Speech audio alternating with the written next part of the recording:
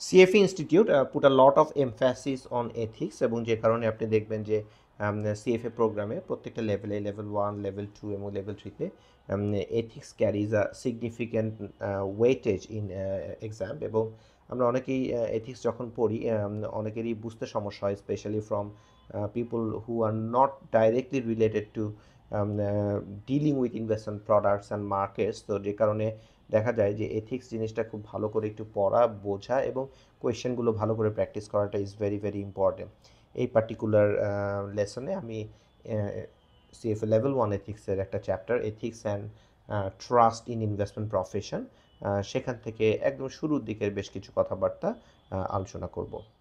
So একটা প্রশ্ন প্রথমেই চলে আসে যে হোয়াট ইজ এথিক্স বা এথিক্স বলতে আমরা কি বুঝি। সো এথিক্স হচ্ছে যখন আমরা এথিক্সের কথা বলি, so these are set of moral principles and rules of conduct, যেটা আমাদেরকে কোনো একটা কাজ যখন করছি, কোনো একটা বিহেভিয়ার যখন আমরা করছি, that gives us the guidance, that provide us the guidance of our behaviour. For example, in terms of in the financial industry, যখন আমরা ফাইন্যান্সিয়াল প্রোডাক্ট সেল করছি বা গাইড করছি বা অ্যাডভাইজারি ক্যাপাসিটিতে আছি, সো আমাদের সার্টেন বিহেভিয়ারগুলো কেমন হবে সেটা সম্পর্কে একটা গাইড এথিক্স আমাদেরকে দেয়। সো আমরা অনেক সময় বলি যে বিলিভস হচ্ছে assumption or thoughts that we hold two be true, যেগুলোকে আমরা মনে করি যে এই জিনিসটা ভালো বা এই জিনিসটা খারাপ। And we have certain principle. So principle বলতে বোঝানো হয় যে a belief or fundamental truth that serves as a foundation for a system of belief or behavior or a chain of reasoning. So যে প্রিন্সিপালগুলোর উপর বেস করে আসলে আমরা যখন কোনো সার্টেন অ্যাক্টিভিটি করি, তখন আমরা হয়তো বলি যে এই অ্যাক্টিভিটি ইজ আনঅ্যাকসেপ্টেবল আর এই অ্যাক্টিভিটি ইজ অ্যাকসেপ্টেবল, অথবা এই পার্টিকুলার সিনারিওতে আমাকে এইভাবে ক্লায়েন্টকে গাইড করতে হবে। সো যখন আমরা এই প্রিন্সিপালগুলোর কথা বলছি, we often talk about moral principles or ethical principles, যেগুলো হচ্ছে believes regarding what is good, what is acceptable or obligatory behavior and what is bad, what is unacceptable or what is forbidden behavior.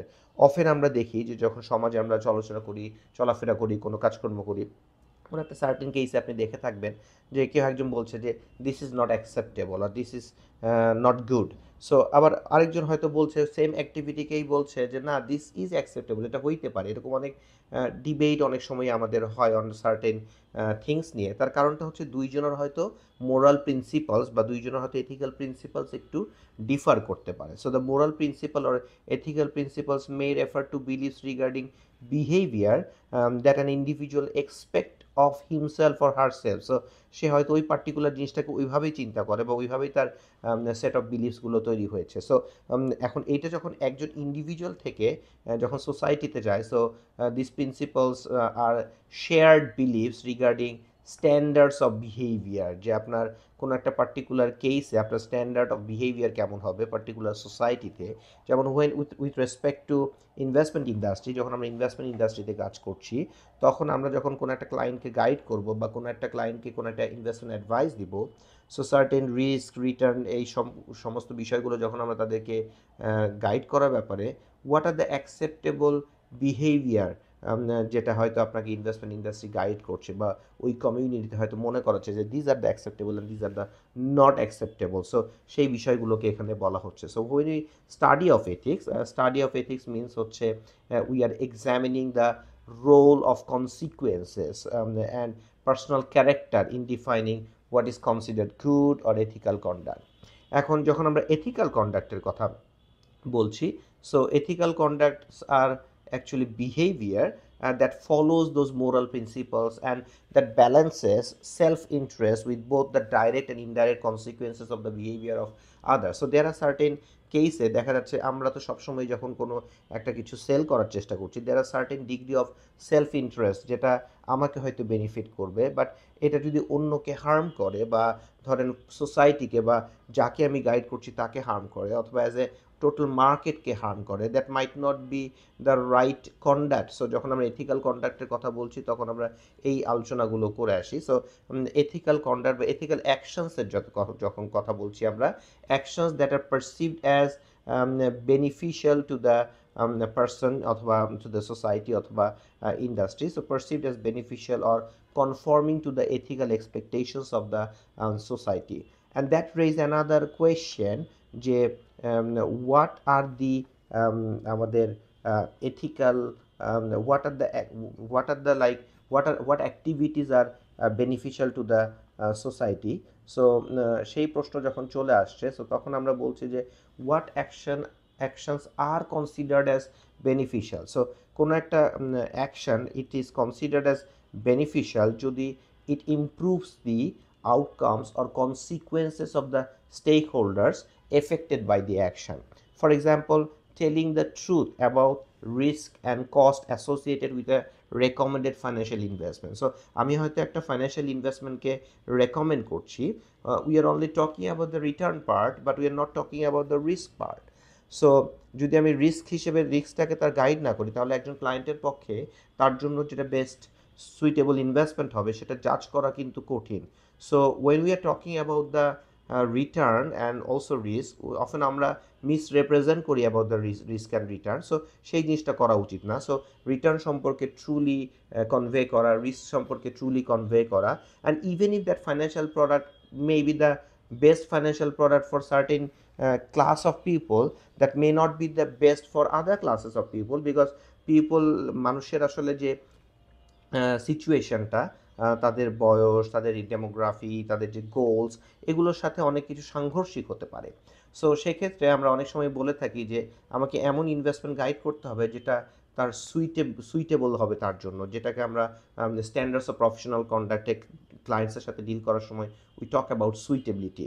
So even if you are correctly conveying the risk and reward, you still need to do the suitability test when guiding to the client. So telling and ব্যাপারটা হচ্ছে যে অনেক সময় এই truth আর যখন আমরা বলছি সেটা আমার যে সেলফ ইন্টারেস্ট এটার সাথে সাংঘর্ষিক হয়. কেন? কারণ আমি যখন ওইটা বলছি তখন হয়তো আমার একটা ইনটেন্ডেড সেলস অথবা ইনটেন্ডেড ট্রেড যেটা দিয়ে আমি হয়তো কমিশন পাবো, সেটা হয়তো নাও হইতে পারে. সো সেটা আমার একটা short term loss. But when you do that, that telling the truth builds trust with customers দেখবে যে ইভেন ইফ এটা তার বেস্ট ইন্টারেস্টের সাথে তার সেলফ ইন্টারেস্টকে ভায়োলেট করছে, স্টিল দ্যাট ইনভেস্টমেন্ট অ্যাডভাইজার আমাকে গাইড করছে যেটা আমার জন্য ভালো. সো সেইটা কিন্তু কাস্টমার বুঝতে পারবে এবং কাস্টমারদের তখন সেই ইনভেস্টমেন্ট অ্যাডভাইজার বা ইনভেস্টমেন্ট সেলস পার্সনের প্রতি তাদের একটা ট্রাস্ট জন্মাবে, and which is a big asset for the long term. That is very, very important. So telling the truth builds trust with customers and clients, and that enable them to make informed investment decision. So ওই কারণে risk reward এগুলো সঠিকভাবে বলা, mention করা এবং suitability test করা is very very important, and this should lead to better outcomes for them, for the customers, and higher levels of client and customer satisfaction for us, and also for the employers as well in the long term. Remember, because there are always short term benefits that affect the like long term outcome of the client অথবা employer. So এই কারণেই বলা হচ্ছে যে আমরা ethical actions যেটা considered as beneficial. So these are the certain examples of actions that is considered as beneficial, এবং there are like acknowledged ethical principles আছে in the society অথবা market. So widely acknowledged ethical principles হচ্ছে honesty, transparency. Often we misunderstand that. So যখন আপনি investment সম্পর্কে সকল কিছু সুন্দরভাবে আপনি ইনস অ্যান্ড আউট বলছেন, so you are actually maintaining the transparency, and then fairness. Certain things, fairness doesn't mean fair. ধরেন অনেক সময় দেখা যায় যে আমরা সার্টেন ওয়েতে ডিল করি এবং অনেক সময় কাস্টমার বলে যে তুমি যেভাবে আমার সাথে ডিল করছো that is not fair under certain circumstances. So when একটা সার্কমস্টেন্সেস নিয়ে যখন আমরা ডিল করবো, সো আমাদেরকে কোয়েশ্চেন করতে হবে যে ইজ ইট ফেয়ার, অথবা ওই পার্টিকুলার সার্কমস্টেন্সে আমি যদি ক্লায়েন্ট হতাম বা ইন্টেন্ডেড রিসিপিয়েন্ট হতাম, আমি কি এভাবে এটাকে অ্যাকসেপ্ট করতাম কিনা. আর ডিলিজেন্স ইজ ভেরি ইম্পর্টেন্ট. আমাদের স্ট্যান্ডার্ডস অফ প্রফেশনাল কন্ডাক্ট যখন আমরা পড়ি তখন ওখানে ইনভেস্টমেন্ট অ্যানালিসিসের ক্ষেত্রে ডিলিজেন্স অ্যান্ড রিজনেবল বেসিস বলা হয়. আমরা তো অনেক সময় দেখা যায় এনাফ ডিলিজেন্স না থাকার কারণে, এনাফ রিসার্চ না করার কারণে অনেক সময় কিন্তু আমরা ক্লায়েন্টকে মিসসেল করতে পারি বা মিসগাইড করতে পারি. সো সেটা যাতে না হয়, respect for the rights of others, these are the widely acknowledged ethical principle. Then question চলে আসে যে আচ্ছা what are the differences between laws and regulations and ethics. So laws and regulations, ধরেন আপনি হয়তো লকে কমপ্লাই করলেন, রেগুলেশনকে কমপ্লাই করলেন, বাট সেটা যে এথিক্যাল সেটা কিন্তু নট নেসেসারিলি। আবার অনেক সময় দেখা যায় লজ অ্যান্ড রেগুলেশনস এথিক্যাল প্র্যাকটিসের সাথে কন্ট্রাডিক্ট করে। সো সে সকল ক্ষেত্রে লাইক গাইডেড অ্যাকশনটা অনেক ডিফিকাল্ট হয়ে যায়। So when we are talking about laws and regulations হচ্ছে rules of conduct specified by a governing body, মানে যারা আসলে এই লটাকে প্রণয়ন করতে পারে। So governing body such as legislature or regulator who are actually enacting the law.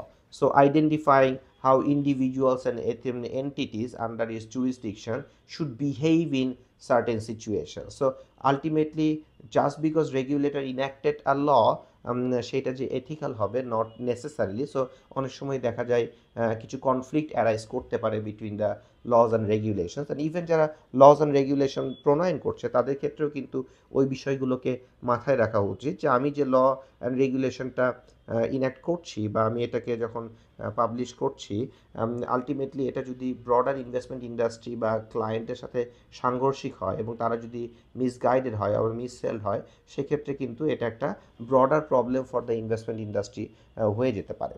So যখন আমরা সিএফ ইনস্টিটিউটের এথিক্স টপিকগুলো পড়ি, তো 6টা কোড অফ এথিক্সের কথা সিএফ ইনস্টিটিউট থেকে বলা হয়।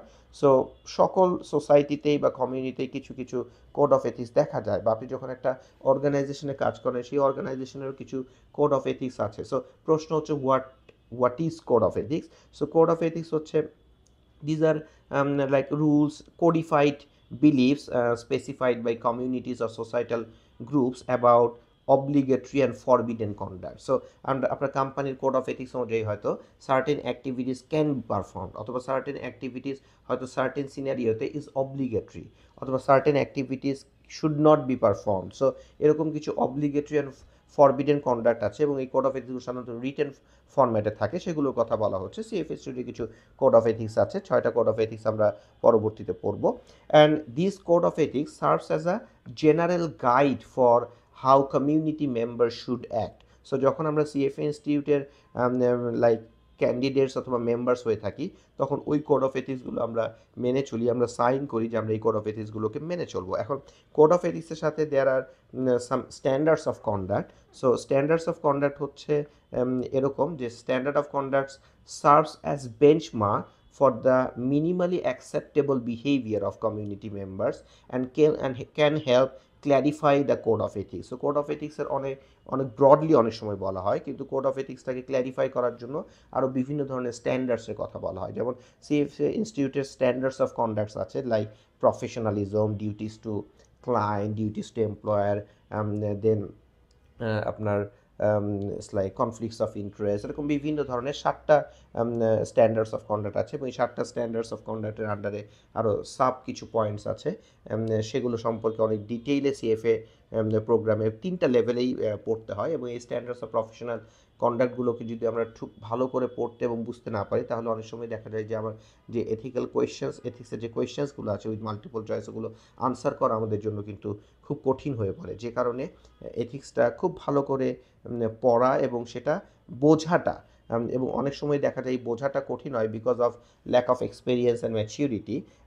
যে কারণে আমি আমার ক্যান্ডিডেটদেরকে চেষ্টা করি বিভিন্ন সার্টেন ক্ষেত্রে তাদেরকে বলা যে whenever you are coming up with something, যাই পড়তে যে কোনো একটা প্রবলেম যদি হয়, ট্রাই টু রেইজ কোয়েশ্চেন্স যে এই এথিক্যাল ইস্যুটার প্রবলেমটা কী, বা এটা কেন বলছে, বা এটার কনসিকুয়েন্সেসটা কী, সেই ক্ষেত্রে এটা কীরকম আনসার হবে বা কোথা থেকে আসলে এই জিনিসটা আসলো, সেই জিনিসগুলো সম্পর্কে একটা আলোচনা এবং সেটা বোঝা যায়। সো আই হোপ যে এই পার্টিকুলার ভিডিওতে আমরা এথিক্স সম্পর্কে একটু জানলাম। এথিক্সের এই বিষয়গুলো একটু অনেক সময় বোরিং লাগে, অনেক সময় মনে হয় যে এগুলো খুব গদবাঁধা কথাবার্তা, but these are the things that have fur reaching consequences for the market and economy, and often আমরা কাজ করতে গেলে কিন্তু সেগুলো ভুলে যায়, বা অনেক সময় দেখা যায় যে we think we are ethical as a normally by default, but often একটা এথিক্যাল পার্সনও কিন্তু অনেক আনএথিক্যাল অ্যাক্টিভিটিস করে ফেলতে পারে under certain pressure or under certain circumstances. So we need to ask those questions always, like under this certain cases how we should behave অথবা how we should guide or sell, এই জিনিসগুলো কিন্তু continuously we should question ourselves. And যখন আমরা ethics পড়বো এই জিনিসগুলোকে অনেক চিন্তাও করতে হবে পড়ার সাথে সাথে। তাহলে আমার কিন্তু পরীক্ষায় যখন আমরা আনসার করব, সেই আনসারগুলো করাটা আমাদের জন্য সহজ হবে। And we need to do a lot of practice as well. এবং আমার সিএফএ কারিকুলামে অনেকগুলো এথিক্সের কোয়েশ্চেন্স আছে যেগুলো প্র্যাকটিস করলে, কন্টিনিউয়াস প্র্যাকটিস করলে কিন্তু আমরা এগুলো বুঝতে পারবো। And not just practising, not just passing the exam, we should use it in our day-to-day life. The overall investment industry and economy and society gets benefited from our work. Thank you for watching this video.